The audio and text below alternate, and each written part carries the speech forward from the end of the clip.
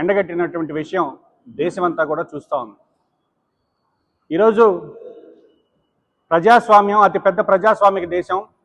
ప్రపంచ దేశాలన్నీ భారతదేశంలో ఉండేటటువంటి ప్రజాస్వామ్యాన్ని చూసి గర్వపడేలా ఆనాడు మహానుభావుడు అంబేద్కర్ గారు అతిపెద్ద లిఖిత రాజ్యాంగాన్ని రాసి ఈ దేశం ఈ విధంగా నడవాలి, ఎలక్షన్ కమిషన్ లాంటి సంస్థలు స్వతంత్రంగా పనిచేయాలి, ఒక ఓటు ఒక వ్యక్తికి ఒక ఓటు అనేది ఉండాలి, ఆ యొక్క ఓటును కూడా ఫ్రీ అండ్ ఫెయిర్ అంటే వాళ్ళు నిర్భయంగా వాళ్ళు వచ్చి ఓటు వేసేటటువంటి వసతులు ఉండాలి అని రాజ్యాంగంలో ఆర్టికల్ 324 దగ్గర నుంచి దాదాపు 326 వరకు కూడా ఎలక్షన్ కమిషన్ సంబంధించుకునే నియమ నిబంధనలను రూపొందించి రాజ్యాంగంలో పొందుపరిచినటువంటి మహానుభావులు ఆ రోజు ఈ యొక్క దేశం యొక్క పటిష్టత, ఓటు, ప్రజాస్వామ్యం 5 ఏళ్లకు ఒకసారి ప్రజలు ఓటు వేస్తేనే వాళ్ళ యొక్క పరిపాలన ఏ విధంగా ఉందో అది ఒక రెఫరెండంగా ఉంటుందనేటటువంటి ఉద్దేశంతో ఆ రోజు ఏర్పరిస్తే ఈరోజు ఎలక్షన్ కమిషన్ ఆఫ్ ఇండియా ఏ విధంగా ప్రవర్తిస్తుంది,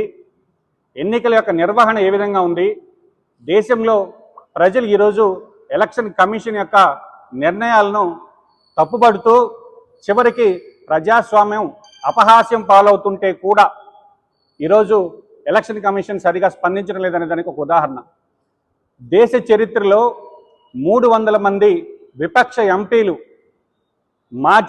ప్రజాస్వామ్య పద్ధతిలో నడుచుకుంటూ వెళ్ళి ఒక ఎలక్షన్ కమిషన్కి ఒక రిప్రజెంటేషన్ ఇస్తామంటే ఎంపీలను అరెస్ట్ చేసినటువంటి దాఖలాలు బహుశా దేశ చరిత్రలో 300 మంది ఎంపీలను అరెస్ట్ చేసి నిర్బంధించినటువంటి పరిస్థితి ఈరోజు దేశంలో చూస్తున్నాం.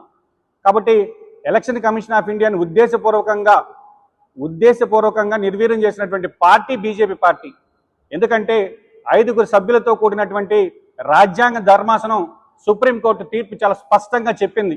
ఎలక్షన్ కమిషన్ నియమించేటప్పుడు, చీఫ్ ఎలక్షన్ కమిషన్ ఆఫ్ ఇండియాని నియమించేటప్పుడు ఖచ్చితంగా చీఫ్ జస్టిస్ ఆఫ్ ఇండియా ఒక సభ్యుడిగా, ప్రధానమంత్రి ఒక సభ్యులుగా, విపక్ష నాయకుడు ప్రతిపక్ష హోదా కలిగిన విపక్ష నాయకుడు ఒక సభ్యులుగా 3 మెన్ కమిటీగా ఉండాలని సుప్రీంకోర్టు జడ్జిమెంట్ ఇస్తే ఆ జడ్జిమెంట్ని కాస్త తొంగలో దొక్కి కొత్త చట్టం తీసుకొచ్చి అందులో ప్రధానమంత్రి ఉంటాడు, ప్రధానమంత్రి నామినేట్ చేసేటటువంటి సహచర కేబినెట్ మంత్రి ఉంటాడు, విపక్ష నాయకుడు ఉంటాడు అని ఒక చట్టం తీసుకొచ్చారు.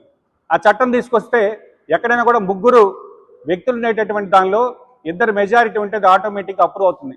అంటే నరేంద్ర మోడీ గారి క్యాబినెట్లో ఉండేటటువంటి మంత్రులు సంతకం పెట్టించి పంపించినటువంటి లిస్టుని రాష్ట్రపతి ఆమోదించేటటువంటి పరిస్థితి. అంటే చీఫ్ ఎలక్షన్ కమిషన్ ఆఫ్ ఇండియాని నియమించే దానిలో కూడా బీజేపీ ఎంత పెద్ద తప్పిదానికి ఒడిగట్టింది.